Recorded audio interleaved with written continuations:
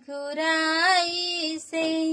केवट ने कहा रघुराई से, उतराई न लूंगा हे भगवन।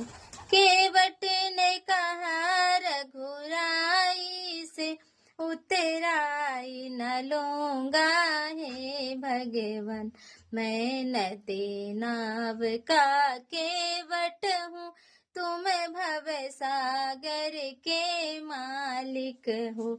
मैं नदी नाव का केवट हूँ, तुम भव सागर के मालिक हो।